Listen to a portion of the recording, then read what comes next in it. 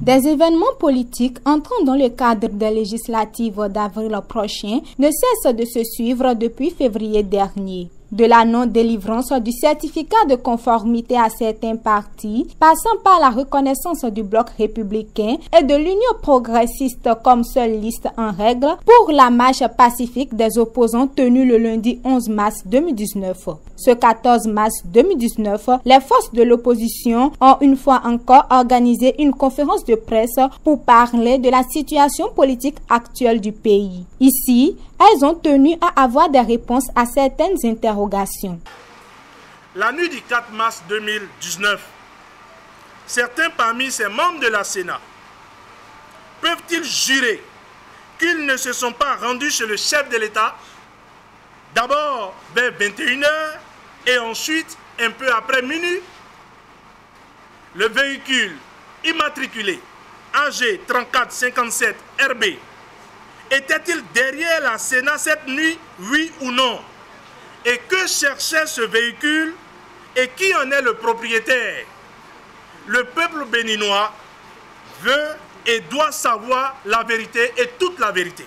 En ce qui concerne l'Union progressiste, le peuple béninois exige la vérité sur le cas du sieur Aristide Nyansounou, sur celui d'Abdoul Razak Fefefe, relativement à la qualité de leur procuration. Qu'en est-il? Nous voulons comprendre.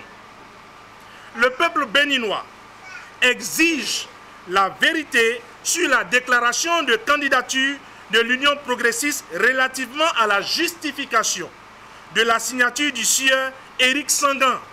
Qu'en est-il? Nous voulons savoir la vérité. Qui a introduit postérieurement au dépôt de déclaration de candidature le logo de l'Union progressiste qui manquait au dossier de l'Union progressiste? Nous voulons savoir. Qu'en est-il? Et puis, il nous faudra dire, en ce qui concerne le sieur Moncho Yao, s'il n'a pas mis un récépissé en lieu et place de la photocopie de sa carte d'électeur.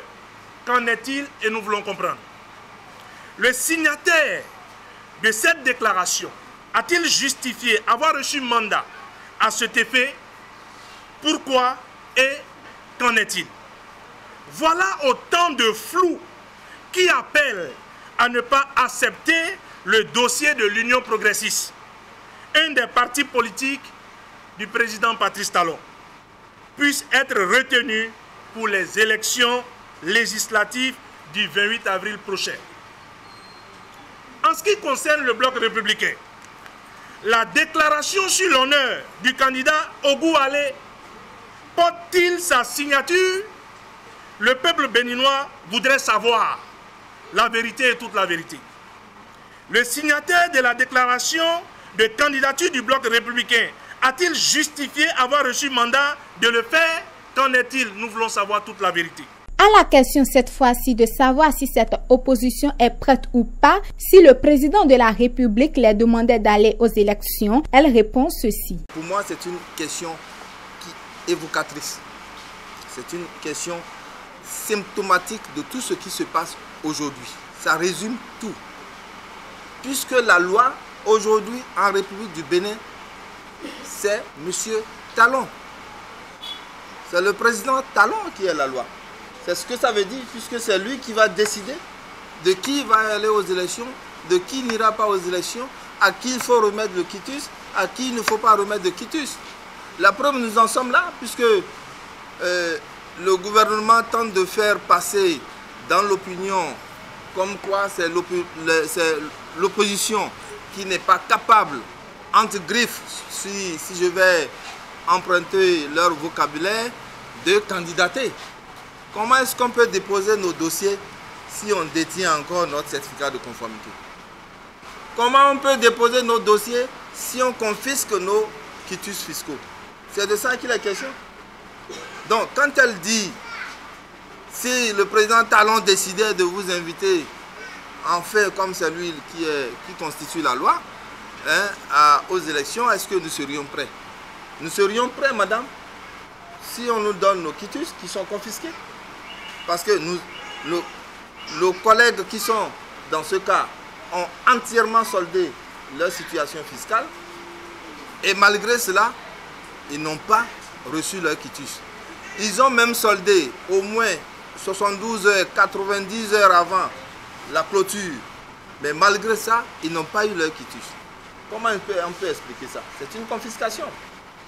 Ensuite, quand on nous dit que l'opposition n'est pas efficace, n'a pas constitué ces dossiers à temps, comment on peut déposer nos dossiers si on n'a pas notre certificat de conformité?